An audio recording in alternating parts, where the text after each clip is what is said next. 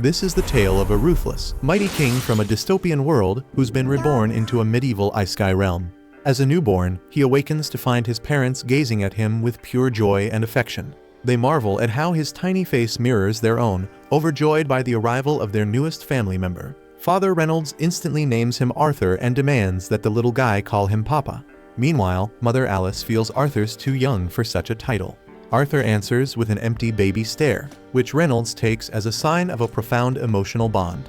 As his playful parents fuss over him, Arthur silently wonders who these people really are and why they claim to be his guardians. If they truly are who they appear to be, it means he died in his previous life and has somehow been reincarnated with all his memories intact. Staring up at the glittering night sky, Arthur can hardly believe that after conquering worlds and winning endless battles, the gods have reduced him to a feeble infant. Overwhelmed with embarrassment, not only must he endure burping, but he dreads wearing diapers and constantly fears being hurt. He can only clench his tiny fist in defense.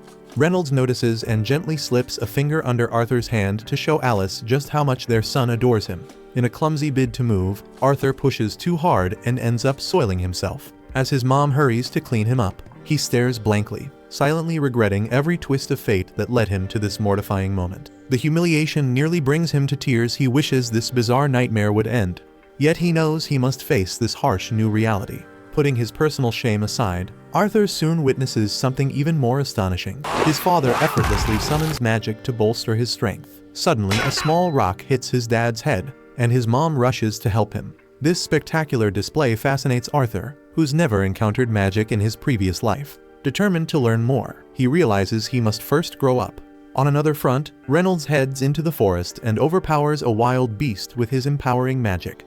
Not long after, a group of his friends stops by, marking the beginning of an entirely new chapter in his extraordinary journey. When Reynolds returns from hunting, Arthur can't help but wonder if this society lets everyone own weapons. If so, there must be a certain level of danger out there, and he figures it's only smart to pick up some abilities as fast as he can.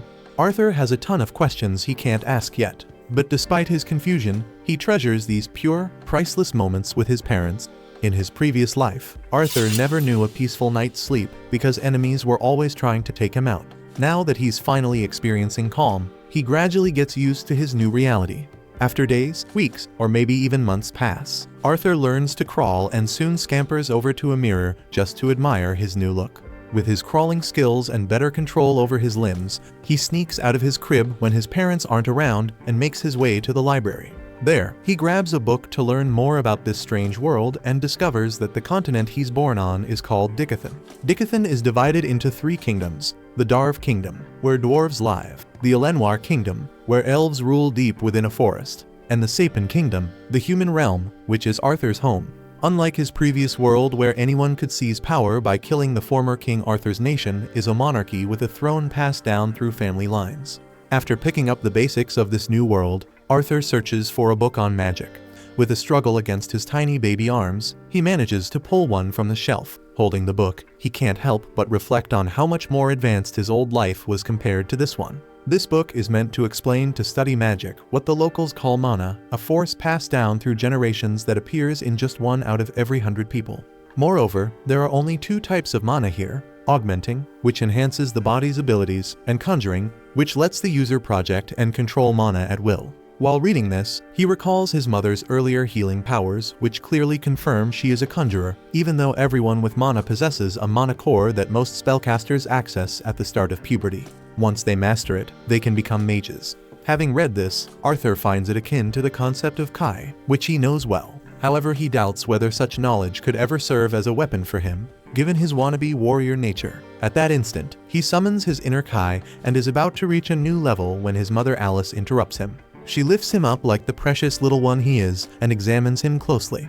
At first, he thinks she's figured him out, but no, she's merely detected the truth. He definitely soiled himself, and the odor isn't subtle at all. While Alice goes to change his diapers, Arthur is distraught by how much his body feels like a prison. He vows to gain more power. Later, Alice spends time recording details of Arthur's life and is delighted by his progress in this world. Yet she is troubled that he has never smiled at them, a thought that saddens her. She looks out the window to find her husband Reynolds teaching Arthur how to use a sword. Reynolds is eager to share Arthur's improvements, but she is angry with him for instructing their young son in such a dangerous skill.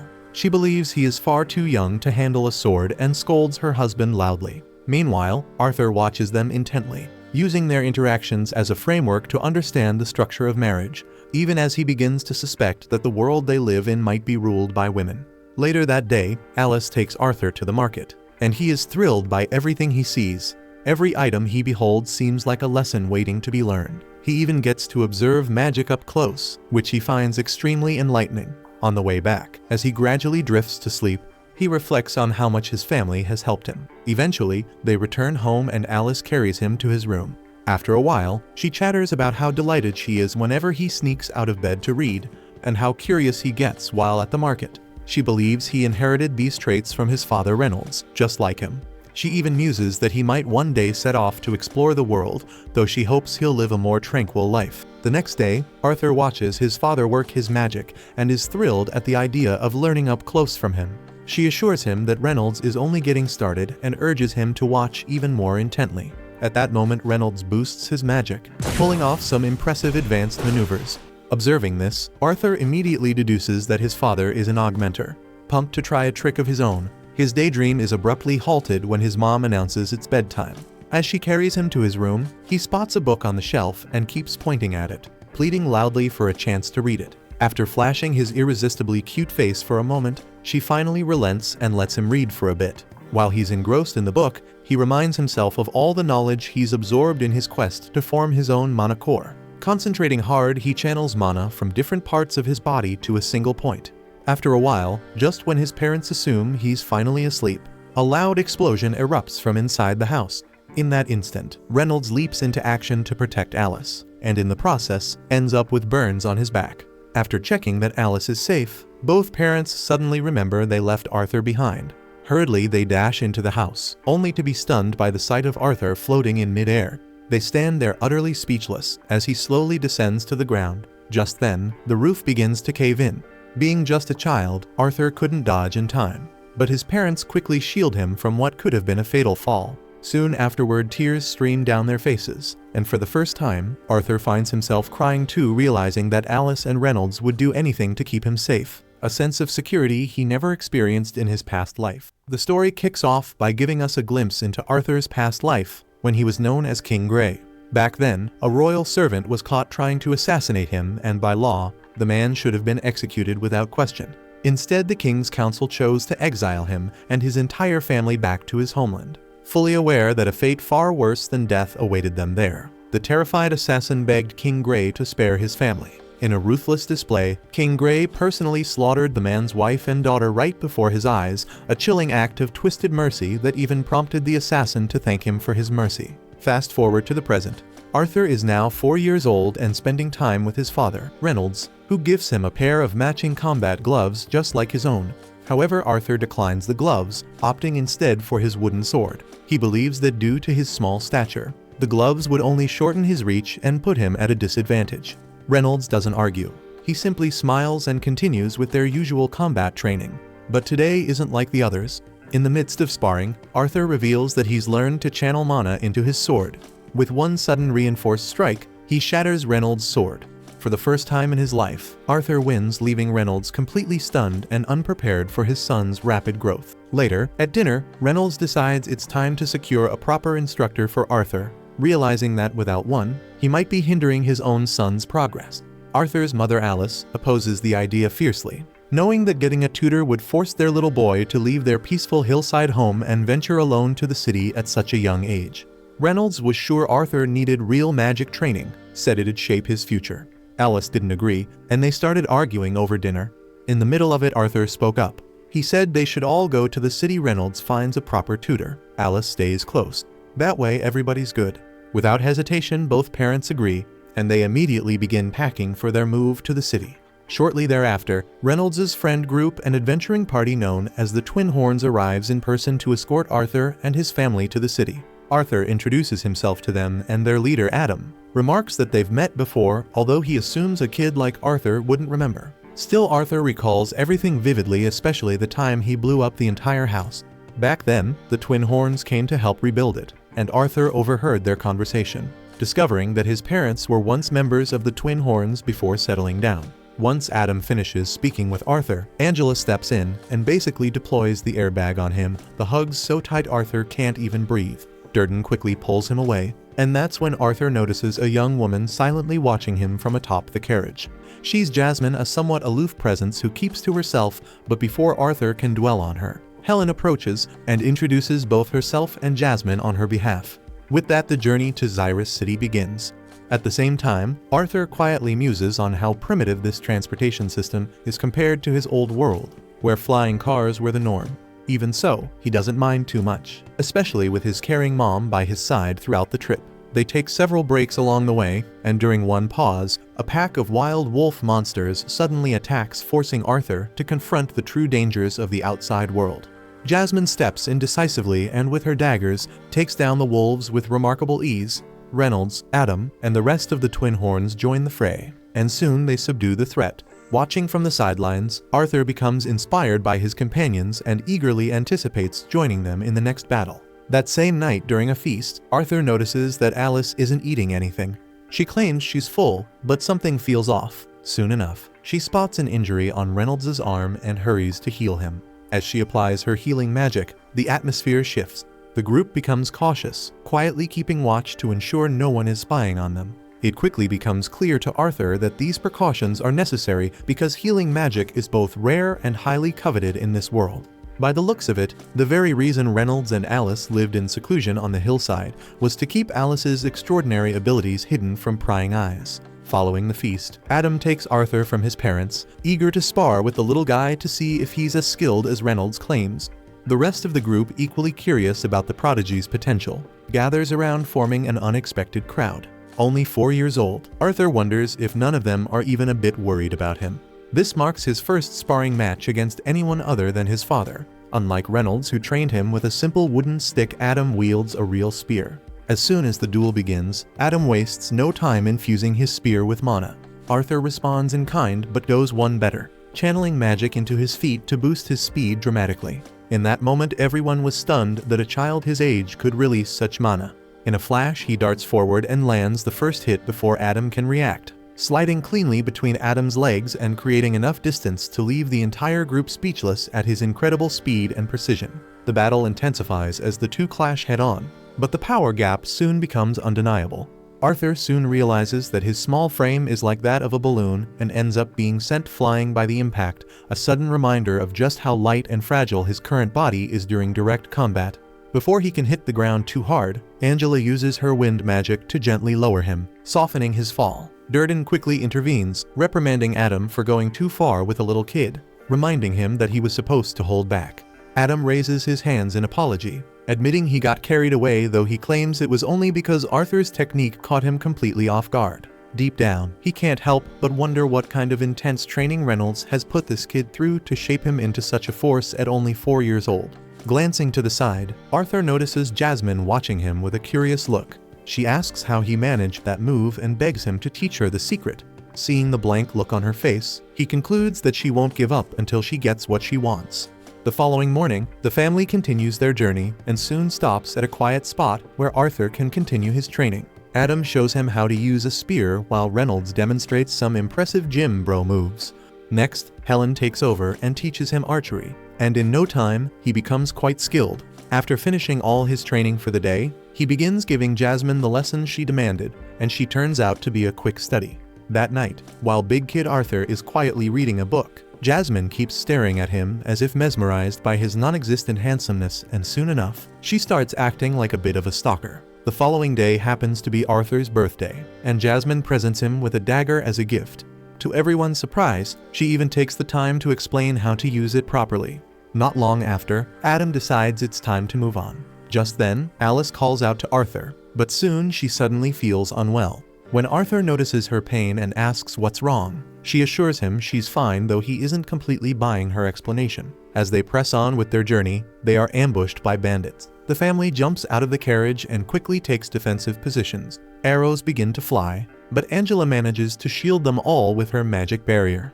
Scanning the area, Arthur realizes they are almost completely surrounded. Meanwhile, the bandit leader, a guy with a cube-shaped head, orders his men not to hurt the women and children, explaining that he plans to sell them for a good profit. Before the bandits get any closer, they aggressively charge in. A visibly scared Alice tries to keep Arthur calm, and just in time, Durden blasts the attackers away while Reynolds swiftly deals with them using his fists. When one bandit is about to strike Reynolds, Helen fires an arrow straight through his wicked heart. Adam slices past several bandits with his spear, and Jasmine quickly takes down others with her daggers. Watching this all unfold, Arthur realizes that each member of the Twin Horns is individually very skilled. Still, with the bandits outnumbering them, the odds don't look good. After a fierce fight, exhaustion sets in as the bandits persist in their assault. Eventually, the bandits slam Reynolds into the carriage, leaving him unconscious. This allows the unsightly bandit leader to move closer to Alice and Arthur. Shortly after, Reynolds regains consciousness while they're running out of the carriage. Even in his battered state, he still musters enough resolve to be the man. He urges Arthur to take his mother and run away. Hearing this, Arthur insists on staying to fight alongside them, but his father then reveals that his mother is pregnant.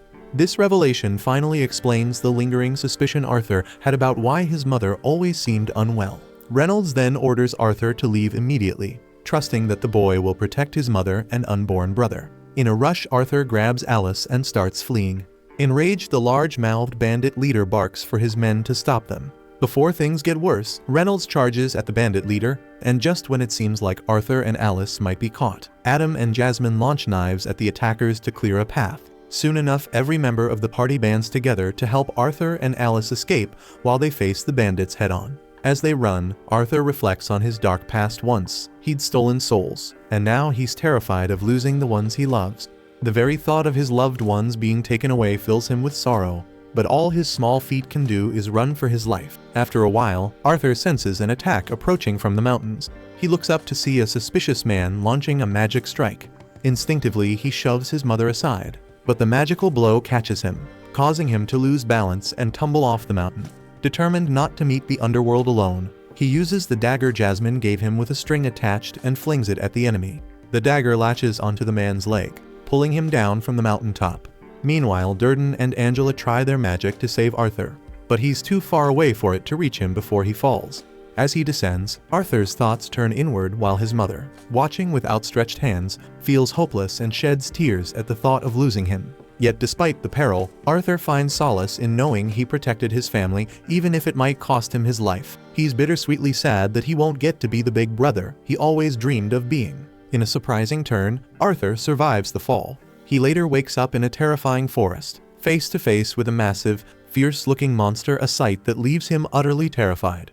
After that, in a desperate attempt, he tries sneaking up on the monster to boost his survival odds. But the monster just bats him out of midair and tells him to relax. The monster explains it isn't evil and only wants to be friends, though the last time someone made that claim to me, I ended up doing yoga in a basement with no windows, so I'm not sure Arthur should trust it. Either way, he's badly injured and won't heal unless he eats something substantial. So the monster begins plucking odd-looking fruits from the cave wall. It urges Arthur to eat, but he doesn't trust those strange cave berries and is about to haul himself up to talk his way out. Then his exhaustion hits him like a ton of bricks, and as he fights to stand, he hears a snap in his leg before he breaks down in tears.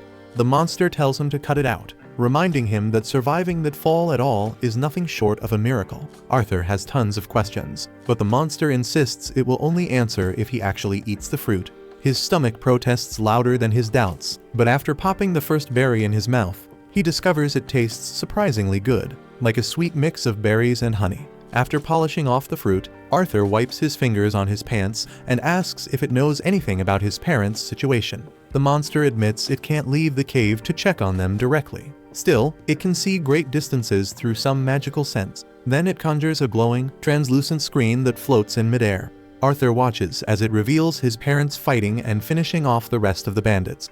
Seeing them safe and sound makes his heart pound with relief. He can't believe they pulled through. He thanks the monster for giving him the heads up that his folks are doing fine. And since Arthur's gonna be chillin' here for a bit, he figures he might as well buddy up with it. Turns out the monster's name is Sylvia, and she's actually pretty cool. For the next couple days, Arthur kicks back, eats good, and rests up till his injuries get patched. Sylvia stays close, keeping an eye on him the whole time.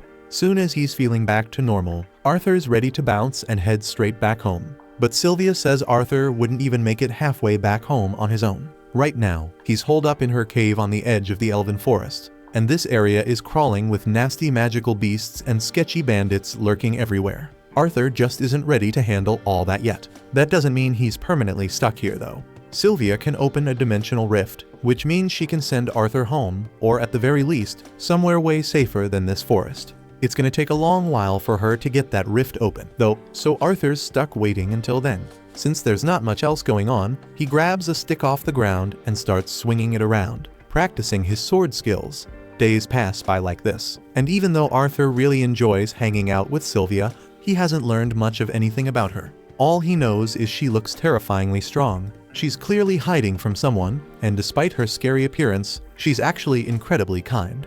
After finishing sword practice for the day, Arthur heads over to his usual rock, sits down, and begins training his mana. Sylvia's impressed that someone as young as Arthur already developed a mana core, but she's certain nobody taught him how to use it properly yet. She holds out her hand, and suddenly a huge amount of mana starts gathering there. Arthur's amazed watching her build up mana while still casting her spell. If he ever mastered something like this, he'd undoubtedly become insanely powerful. But before Sylvia even mentions teaching him anything, she asks Arthur straight up what he's planning to do with all the strength he'll gain from learning this technique.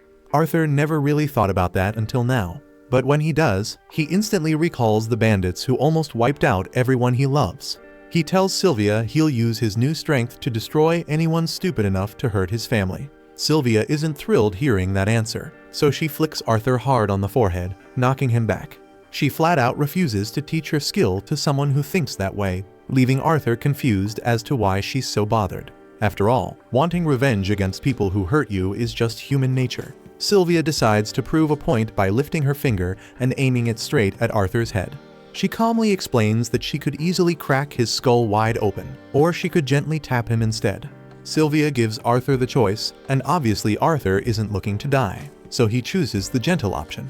She explains that letting anger and hate drive you might seem easy, but once you give in, your life becomes an empty loop of bitterness. Sylvia doesn't want Arthur throwing his life away like that, so she asks him again what he'll do with the power. Arthur pauses to think once more, this time picturing the smiling faces of everyone he cares about. He finally says he'll use his strength to protect the people closest to him, and Sylvia clearly prefers this answer. At the same time, outside the cave, another monster, who looks a lot like Sylvia, is busy tracking her down and is getting dangerously close.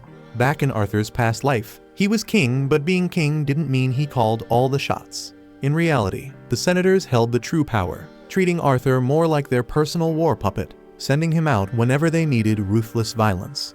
Arthur never wanted to live like that. Snapping back to the present, Sylvia starts teaching Arthur her special mana technique. After demonstrating how it's done, she tells him to try it out for himself. Arthur starts pulling in mana from the surrounding air, and once he gets the hang of it, he uses this energy to power himself up. Immediately feeling stronger, he runs to Sylvia, excitedly thanking her for teaching him something so amazing. But suddenly, Sylvia senses someone approaching and quickly knocks Arthur into a pile of rocks, telling him to keep quiet. Arthur has no clue what's happening, so he peeks out from his hiding spot and sees another creature who looks just like Sylvia. Sylvia clearly recognizes him, surprised he managed to find her here, but he doesn't waste any time, demanding Sylvia come along immediately. Sylvia firmly refuses, so he instantly launches an attack. Arthur wants to jump in to help, but Sylvia's voice echoes in his head, telling him not to worry about her. The monster tries convincing Sylvia it'd be easier to cooperate, otherwise he'll have no choice but to kill her. Sylvia, however, would rather die than listen to him, so she quickly gathers her mana, unveiling her true form. Turns out Sylvia's a dragon, and in this form, her strength is on a whole other level. She fires a massive blast at the other monster, but he manages to block it, warning Sylvia that she's being reckless, especially considering the current state of her body won't allow her to survive using that much power.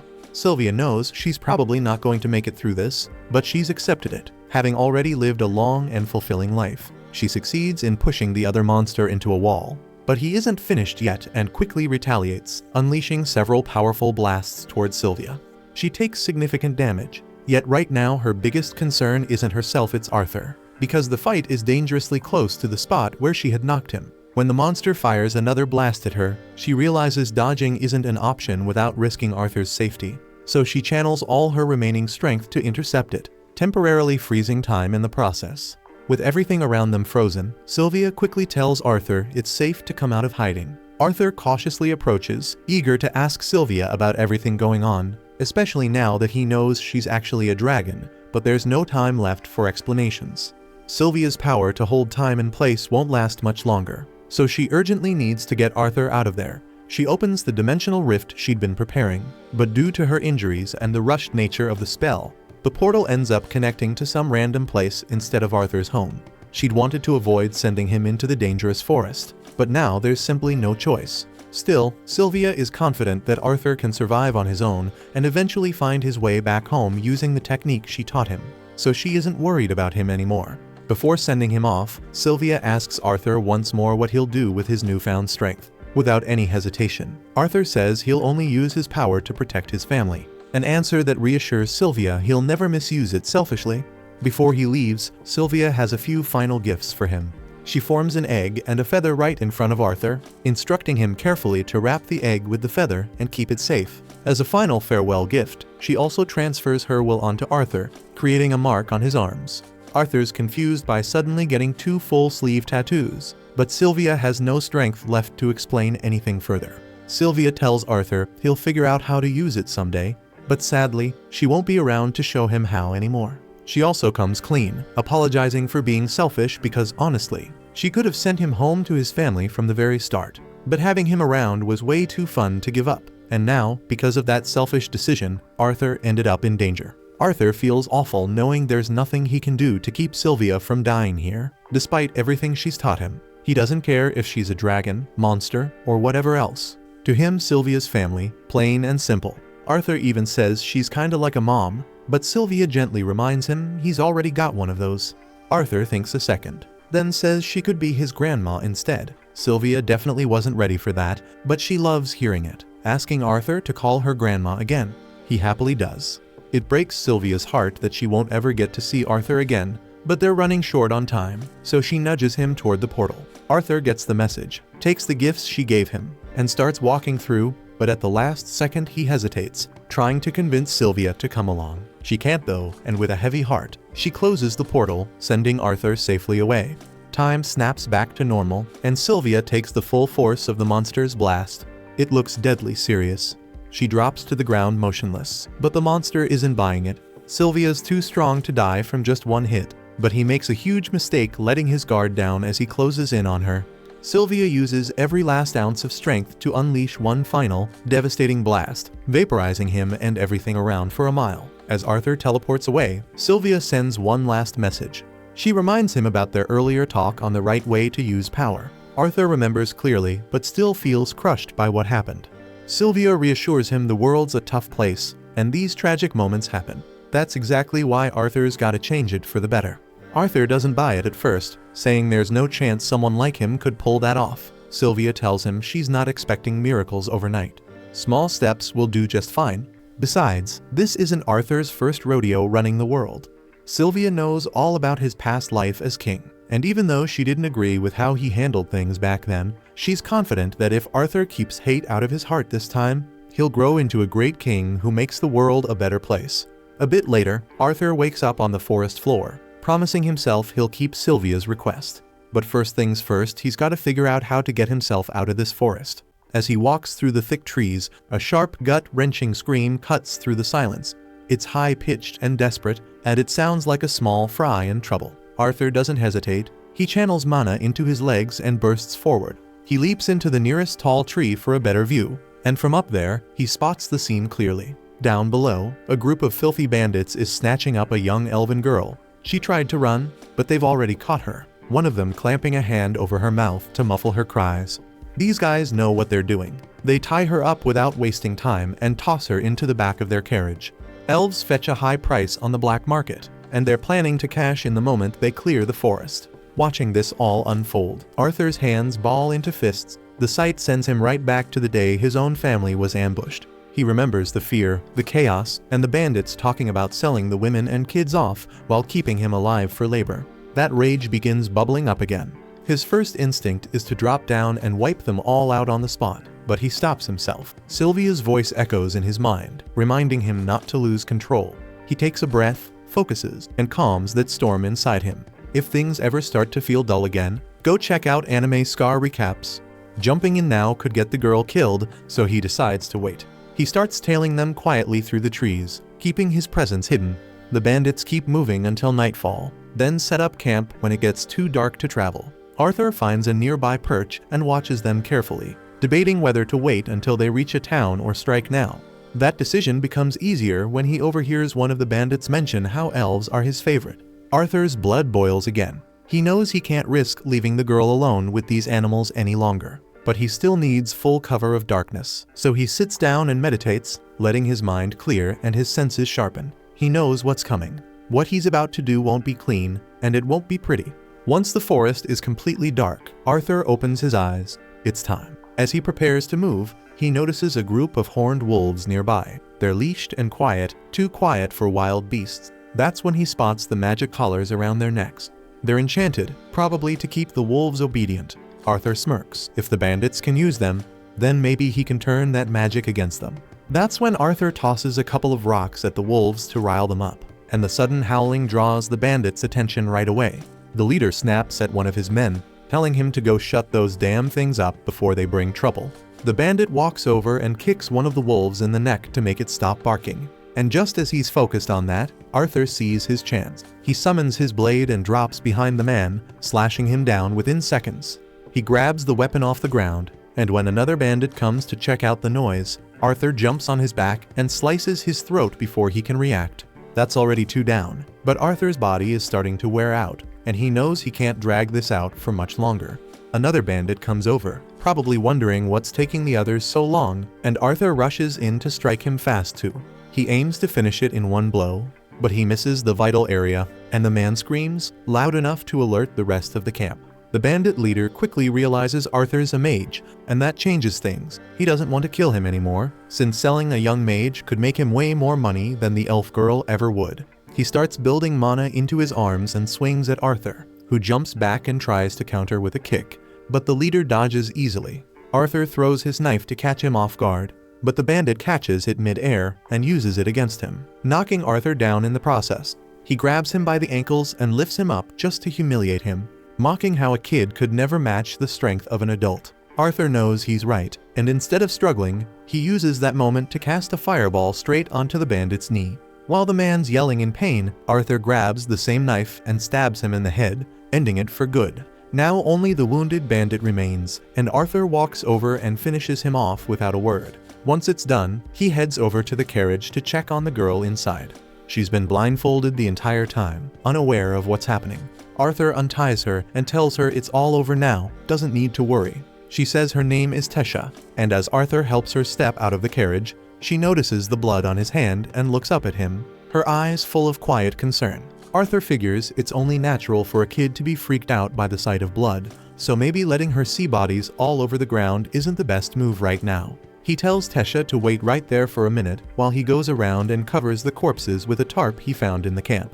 Tesha asks what happened to the men who took her, and Arthur doesn't feel like going into the whole murder part, so he tells her they had a bit of an accident, and they won't be a problem anymore. She doesn't ask any more questions after that. Arthur grabs her stuff out of the bandit's carriage and hands it to her, telling her it's time for him to head out.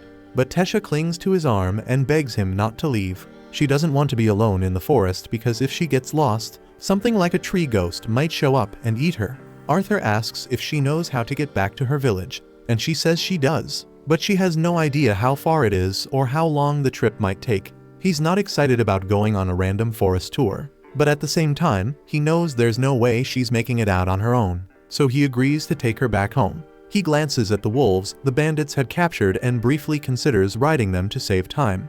But he has no clue how to control a wolf and isn't looking to die trying. He decides it's safer to leave them behind. Tesha, though, thinks they should at least take the collars off so the wolves can return to the wild. Arthur warns her that might not be the smartest idea, since once those collars come off, the wolves could snap and tear them apart. Tesha's not worried. says she hasn't done anything to upset them. And besides, it's part of her role in the forest to look out for the creatures that live here. She removes the collars, and the wolves walk away peacefully without even looking back. By the time morning rolls around, Arthur and Tesha are already making their way through the forest toward her village. After walking for a while, they stop to rest and eat. Arthur makes some questionable stew with whatever he had in his bag, throwing stuff into the pot like a medieval Maddie Matheson. Tesha gives the pot a sniff and immediately regrets it. It smells weird, but Arthur tells her she has to eat anyway. It's just dried meat and salt, tastes like someone boiled a bad decision, but it'll keep them going. While they eat, Tesha looks up and asks what brought Arthur to Elshire Forest in the first place, since humans don't usually come here, let alone a kid wandering around alone. That's when Arthur starts explaining how he got separated from his family and ended up here. Since they're already talking, he asks Tesha what it's like living in the kingdom of Elenoir, and she immediately lights up. Her parents are often buried in work, so she spends most of her time with her servant and her grandfather. It's obvious she cares about them deeply. They continue their journey, but Tesha has no idea how far her village is, which makes it impossible to know how long this will take. To make things worse, those wolves she let go haven't stopped following them, and Arthur's starting to wish he'd dealt with them earlier. That night, Arthur decides to stay outside and keep watch while she sleeps, just in case the wolves get too bold. But after a while, Tesha peeks out from the tent and asks him to come inside. He says he's not tired and would rather stay out there to keep an eye on things. But she doesn't want to be alone. She keeps asking him until he finally agrees and joins her inside, deciding to stay alert from there. Tesha tries to act like she's not scared, but she won't let him stray too far from her side. Before she falls asleep, she asks something strange about the human kingdom. She wants to know if it's true that humans are perverts who take multiple wives. Arthur raises an eyebrow and asks where that idea came from, and she tells him her grandfather said it. Arthur admits that kind of behavior exists, mostly among nobles, but says regular people don't live like that. Tesha seems to accept that and falls asleep right away. Over the past few days, Tesha has been warming up to Arthur. She's smiling more and seems to have forgotten about the slave traders, but she's still hopeless when it comes to survival. She can't even cross a creek without help, so Arthur has to carry her across himself. All of a sudden, a deep sharp pain shoots through Arthur's chest. He leans against a tree, trying to catch his breath, and Tesha runs off to look for herbs that might help. But Arthur already knows this isn't some regular illness. While he's slumped against the tree, one of the wolves steps out from the woods. Arthur's eyes lock on it, but his body's too weak to move. If the thing decides to come closer, there's no way he'll be able to defend himself. That's when Tesha returns with a bunch of herbs in her hands, but Arthur tells her to stay back because the wolf's still nearby and might be dangerous. But before anything happens, the wolf drops a dead pig right in front of him, then turns around and disappears into the woods like it's done its job. Arthur doesn't know what to make of it, but Tesha figures it's the wolf's way of saying thanks for earlier. Either way, now they've got meat. Later that night, they roast the pig and sit by the fire. The meat tastes way better than the stew from before, and Tesha enjoys every bite. While they're eating, she mentions that she found some mushrooms earlier and hands a few over to Arthur. He eats some without thinking twice, but it's a bad idea. Before long, Arthur's curled up with stomach pain, regretting everything. After an unpleasant trip to the bushes and what feels like his soul leaving his body, he comes back looking drained. He's barely hanging on when Tesha starts talking again. She tells him her grandfather used to read her stories about humans and dwarves and how she always wanted to visit their kingdoms. But she was never allowed to go since elves don't trust other races. Halfway through her story, she realizes Arthur hasn't heard a word she said. He's already half asleep. Then she covers him with a blanket and tells him to rest easy. In the morning, they set off again, but Arthur's chest pain is getting worse. Tesha says sorry for not being able to help, but Arthur tells her not to worry about it. To distract him, she asks if she can start calling him Artie since they've spent so much time together. Arthur says he's cool with it, and Tesha's surprised he didn't tease her for it. Then Arthur messes with her a little by acting dramatic and swearing he'll forever honor the moment the great Lady Tesha made him her friend. She tells him to quit playing around. Arthur laughs and reminds her how she was clinging to him at night because she was scared. Tesha snaps back, saying that was a totally different situation. Jokes aside, Arthur realizes this might be the first real friend he's ever had. Back in his old life, people either avoided him or feared him. No one ever got close. Right then, Tesha spots something ahead and calls Arthur over. He figures it's just some weird tree or maybe a bug she thinks is cute. Instead, it's a massive tree with a glowing portal in the middle of it.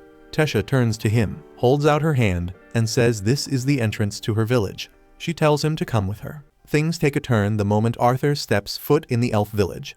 The elves, still holding a deep grudge against humans, surround him instantly and hold blades to his neck. He turns to Tesha, thinking she'll speak up for him. But to his surprise, she just stares him down with a cold, blank look and says nothing. Arthur feels the sting right away. It hits him like betrayal. After everything they went through, he thinks she set him up. He can't believe he let himself trust anyone again. He's been through this before. Back in his past life, betrayal was a regular visitor. And now, here it is again. The elves raise their weapons, ready to take his head off, while Tesha just stands there. Then finally, she speaks. As soon as she hears one of the guards mention killing Arthur, she tells them to stop. One of them pushes back, calling Arthur a dangerous human. Tesha shuts that down fast, saying he's the only reason she made it home alive. You'd think that would make them back off. But no, the lead guard decides she must have been brainwashed, so he's still planning to go through with it. Before the sword can drop, a new voice cuts in. A man steps forward and orders them to release the boy. That's Virion, Tesha's grandfather and the former king of the elves. Unlike the others, he's got some sense. He believes Tesha and thanks Arthur for saving her. He even apologizes for how things were handled. From his perspective, it looked real suspicious. The missing princess suddenly shows up with a random human kid. Still, he gives Arthur the benefit of the doubt. Arthur breathes a little easier, relieved that he's not getting killed today. But then another bomb drops. Tesha's a princess. They traveled together for days, and she never once brought that up. Right on cue, her parents arrive after hearing their daughter's been found. Tesha runs straight into their arms, emotional and relieved. That's when it all clicks for Arthur. If she's royalty, then these two must be the king and queen of Eleanor. Only difference is, they're not nearly as calm as Virion. The second Tesha's father spots Arthur, he demands to know what a filthy human is doing in his kingdom. Then he gives the order capture the human and execute him on the spot. But the guards don't budge. Even though Tesha's father is technically the king, Virion's word carries more weight around here. And right now Virion says Arthur stays safe, so nobody dares touch him. Everyone's terrified of the old elf. Virion calmly reminds the king that Arthur is the reason Tesha made it home safely, so treating him like a criminal isn't an option. Tesha jumps in, demanding that Arthur be invited into the castle as an honored guest. Her father hesitates, clearly uncomfortable. Humans normally aren't allowed anywhere near the elf kingdom, much less inside the castle. Still, he knows better than to trigger a meltdown from Tesha, so he reluctantly agrees. With things finally settled, everyone gets ready to head to the castle. Before they go, Virion pulls Arthur aside and mentions he wants to talk privately later. Arthur feels a bit uneasy about this, sensing Virion's incredibly strong presence.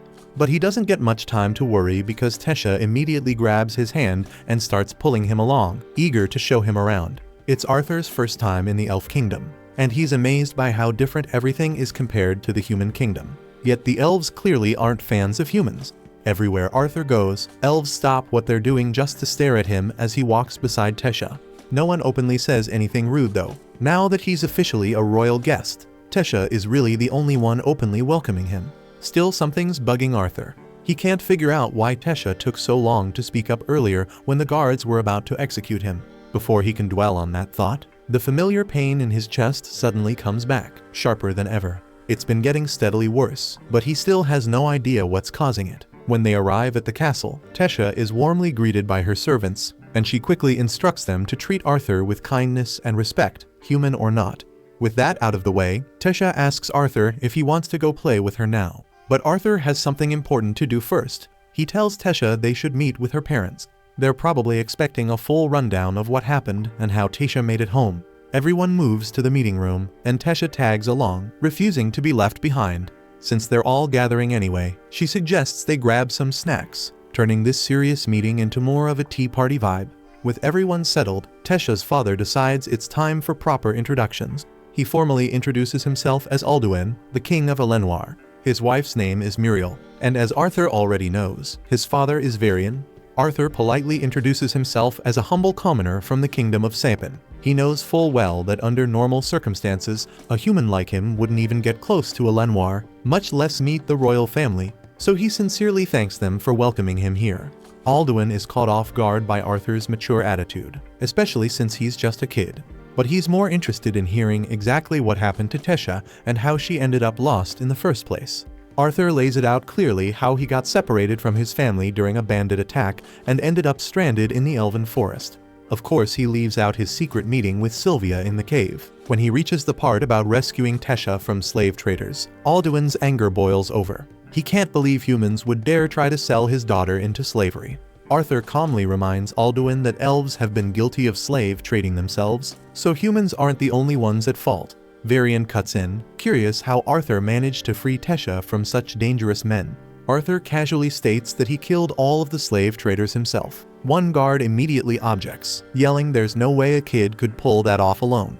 But Varian shuts him down instantly, telling him to keep his mouth shut unless he wants to lose his job. Arthur seems completely genuine, so Alduin says he believes him. With everything cleared up, Arthur mentions there's one more thing he'd like to ask. As he told them, he ended up here after being attacked by bandits, and now he just wants their help getting back home. Alduin's temper flares again at the thought of a human asking a favor from the elven royal family. But Arthur did bring Tesha home safely, so returning the favor is only fair. Plus, Alduin knows very well that if he says no, Tesha's tantrums will make his life miserable. He quickly backs down and agrees to help.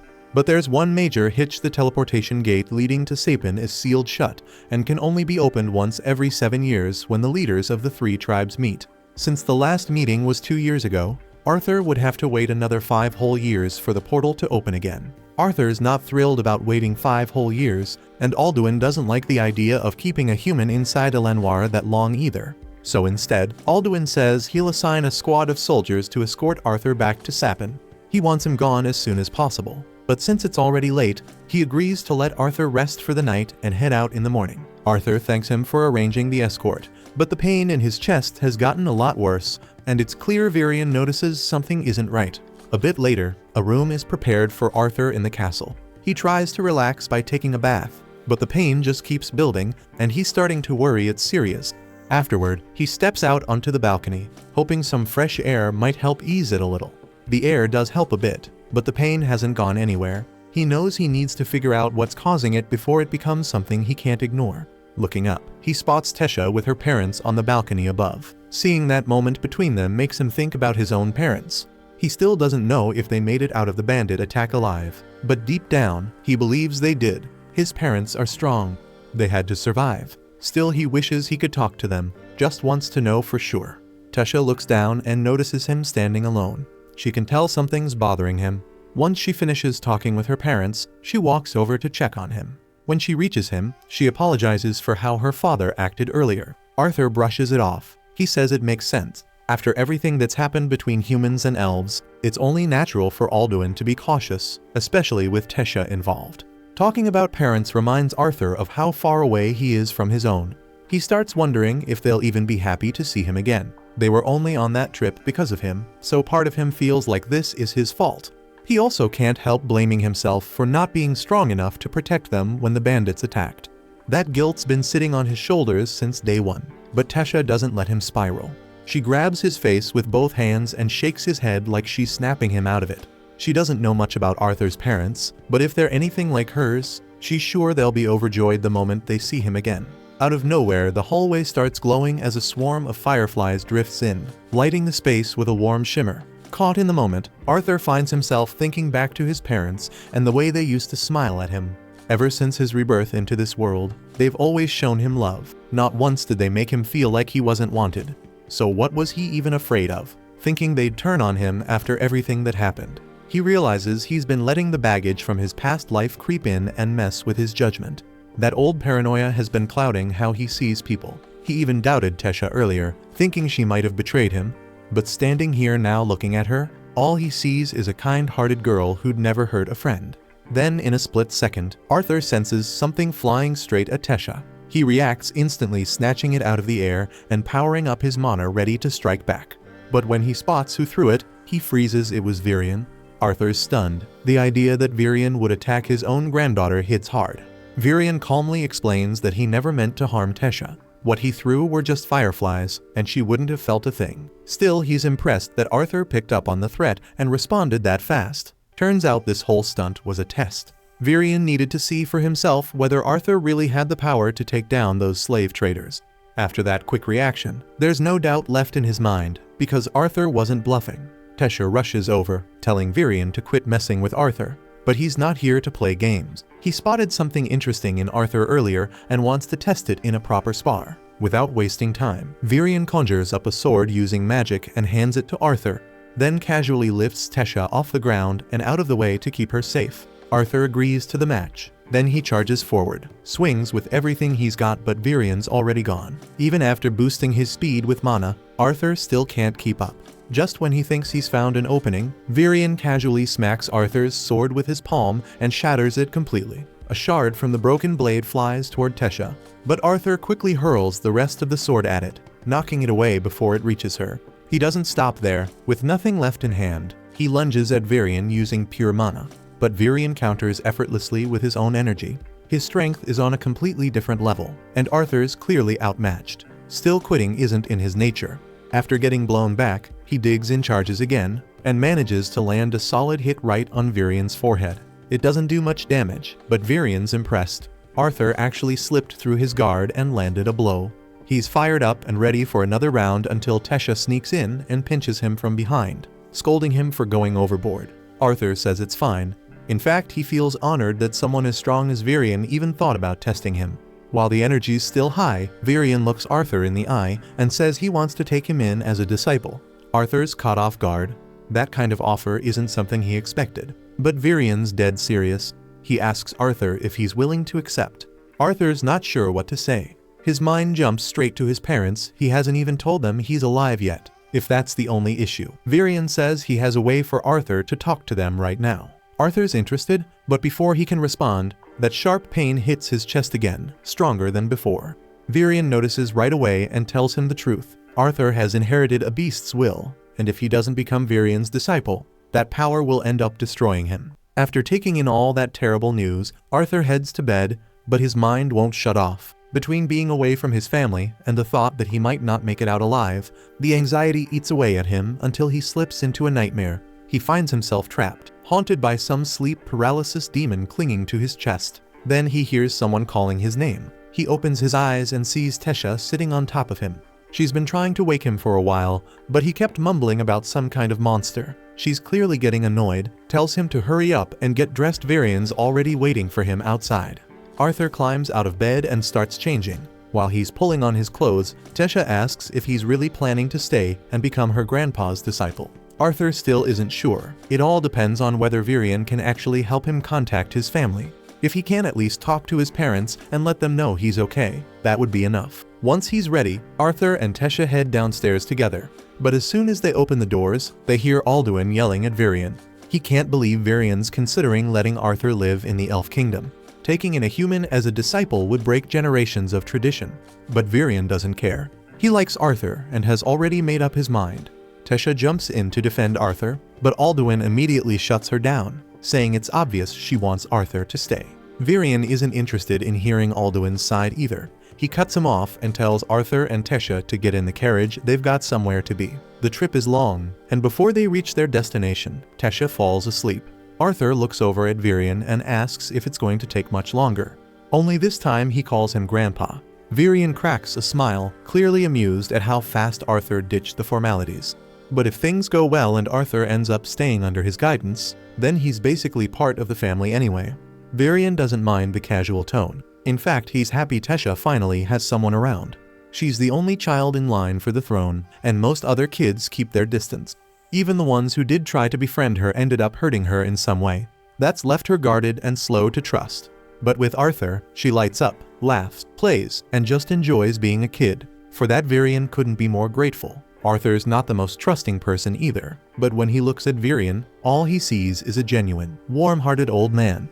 There's nothing fake about him, just someone who feels safe to trust. For the first time in a while, Arthur lets his guard down a bit. The carriage finally reaches their destination, and Arthur gently wakes Tesha. They all step out together, and Arthur's curiosity starts building. If someone as powerful as Virion made the trip out here, then whoever they're visiting must be seriously important. Virion stomps up to the door and yells for Rinia to show herself already. He leans in to listen, only to get smacked right in the face when the door swings open. After shaking it off, he introduces her as a special kind of mage. one he believes can help Arthur reach out to his family. Rinia invites them inside so they can get started. The place looks like any regular home, and all Arthur sees is a simple bucket of water on the table, which makes him wonder how any of this is supposed to help. Rinia explains that she's a seer, a rare type of mage who can glimpse fragments of someone's past or future. She gives Arthur a quick reading and immediately picks up on how unusual he is. There are pieces of his past she can't even access, though she admits her visions are never complete anyway. But Arthur isn't here to learn about his past. He just wants to make sure his family knows he's alive and okay. Rinia nods, pushes the bucket toward him, and tells him to focus on his parents. The clearer he imagines them, the better the result will be. She activates her power, and in just a few moments, Arthur starts seeing his parents. Alice is in the kitchen, finishing a pot of stew that's clearly meant for more than 2 people. Reynolds loves this dish, but neither of them has much of an appetite anymore. Arthur's absence hangs heavy over the house, and as far as they know, he died when he fell off that cliff. Reynolds blamed himself to the point where he nearly became an alcoholic. But with Alice pregnant, he couldn't fall apart completely. They had to stop searching and move to the city, where Reynolds quickly picked up work. In a matter of weeks, he made enough to get them a new home. But none of that changed how they felt. No job or fresh start could ease the pain of losing their son. Then out of nowhere, they hear Arthur's voice. It fills the room, but they can't see him anywhere, and their first thought is that they're hearing his ghost. Arthur tells them he's still alive and currently staying in the elf kingdom of Elenoir. He doesn't fully understand how the magic works, but thanks to a friend, he's using a special type of spell to reach them. He wants to come home more than anything, but he can't not yet. Something's wrong with his body, and unless he finds a way to fix it, he won't survive. Still, he promises he'll return as soon as he recovers, even though he has no idea how long that might take. He also begs them not to blame themselves for what happened. This was his decision, and if he had to make the same call again to keep them safe, he wouldn't think twice. Reynolds and Alice are overwhelmed with joy just hearing his voice again, but having to let go of him a second time breaks Arthur's heart. Even so, he's grateful for the chance to speak with them.